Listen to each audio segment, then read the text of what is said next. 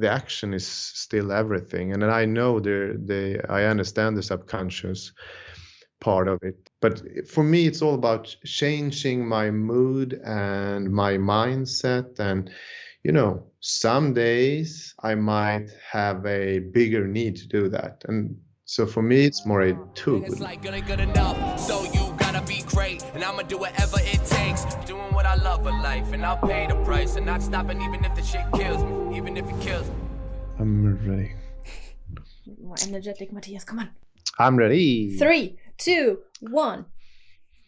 Hello, my friends, and welcome to MattGron Talks. This is episode 142, and my name is Mattias Gronborg, aka MattGron, and here I share my scaling up journey, building my company from nothing to something.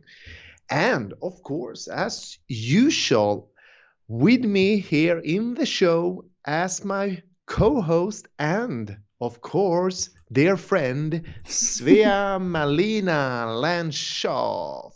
Hi, Mattias. How are you this morning? Yeah, I'm getting there. Oh, getting there. Okay. Yeah, Monday morning. Yeah, I'm getting there. Yeah. Hey, by the way, I love that you added the friend thing the last, I think, maybe 15 or 20 episodes. In the beginning was always you co-host, but I've realized we have done this MattGron Talks for a year now. I think we have come a long way, also in our personal relationship. So I love that you're calling me your friend now. That makes me proud that you see me as that. And yeah, welcome also to MattGron Talks from my office in Akersberga. It's not even my office, it's my boyfriend's office, but this is the place where I record. And this is where entrepreneurship runs smack into reality 3 times per week. And we have a whole framework in place. Mattias, that's your job. Yes, we have a framework for you guys to make this show a little bit more on the track, so to speak. Yes. We're trying. And we are trying, yes. So every Monday, we talk about growing as a human being and a leader, and I'm sharing everything I'm learning in that process. And then every Wednesday, we talk about all the stuff I'm learning in the entrepreneurial process, scaling up Moon, my company. And then every Friday, I share my weekly inventory, what I could have done different, things I have learned, and we are also celebrating the victories. That's the framework. That's the framework. Thanks for sharing that. Let's jump into our Monday episode. Like you said, this is the episode where we talk about, leadership, self-development. And today I want to talk about visualization. You have mentioned... That's a hard word. Yeah, it is. I was really focusing. Visualization. I will not say that. Yeah. Okay, I'll do that. So now it's that everyone knows you know what we're talking about today. Okay. Yeah, exactly. Because we have here and there, I think, mentioned things that could be connected to that in a way. I know that you are a visual person. I know you do work with some kind of mood board from time to time.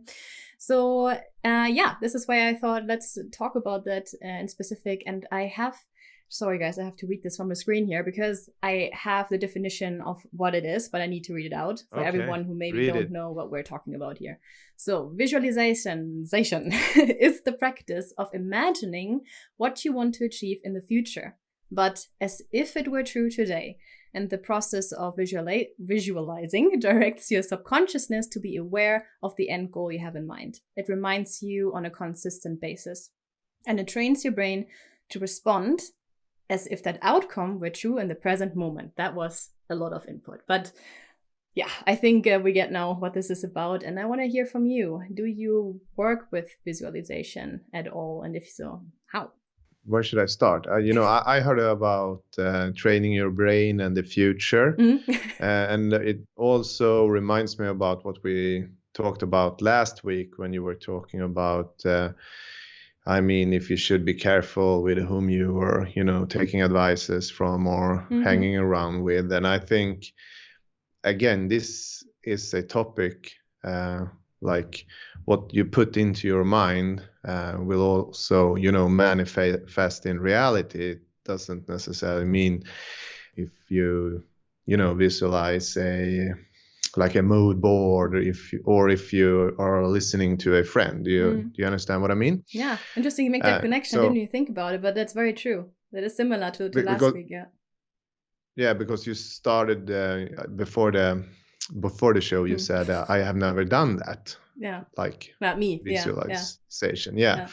But I think you have, because everyone does it every day. I mean, we have anxiety, or we maybe obsess about what people might think if we do a certain thing. I mean, it's a part of the human, being afraid about tomorrow or the future, Yes. the uncertain. So when we have all this thinking going on, I mean, we in one way we are doing visualization, or that's at least my opinion. Yes, that's but I true. mean, but the first time I heard that word is probably like 20 years ago. I think there was a book I read or something like that, and of course I got curious, and that started a process to be more, like, finding ways to be more positive. And I think depending on where you come from, in one way, I think some people like me, I have I need to practice it, because I maybe didn't get that kind of positiveness from my childhood, so to speak. So, and in that way you can, create mood boards. You can find your own style to it, I think. And how does it look like for you on a practical level? Do you have some things you could share how you do it for yourself? I think being an entrepreneur, that's what I do on a daily basis. I'm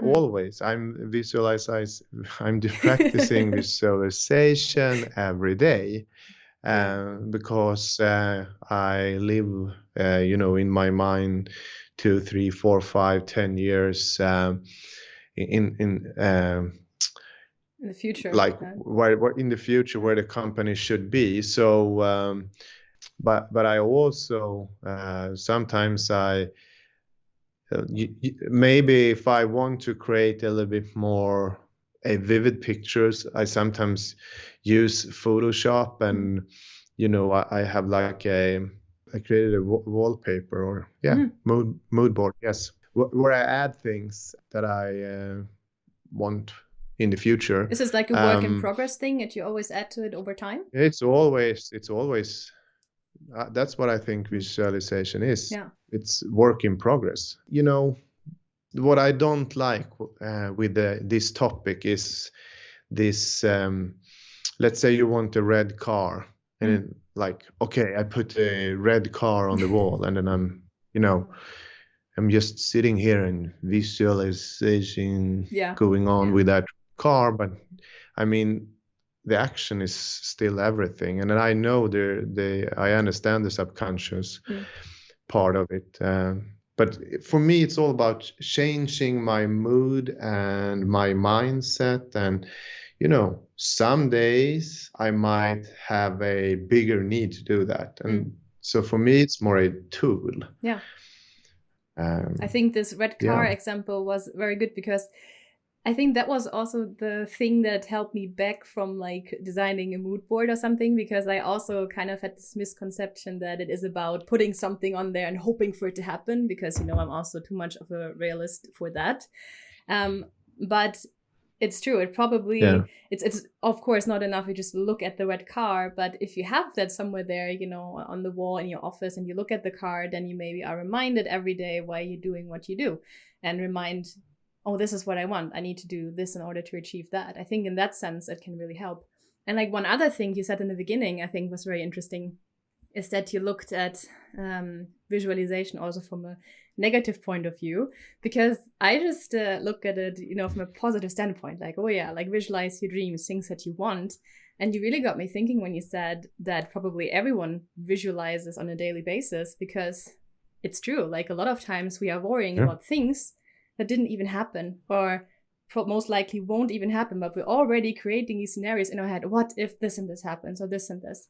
So, and that was an interesting other side to think of visualization as well, that it can also be a negative thing. And I think it's Yeah. true that we probably do it subconsciously, but if we do it more consciously, it can be a great tool for people to, work Yeah. towards their goals and dreams. And that's my exactly. And what I really want to say, because let's say,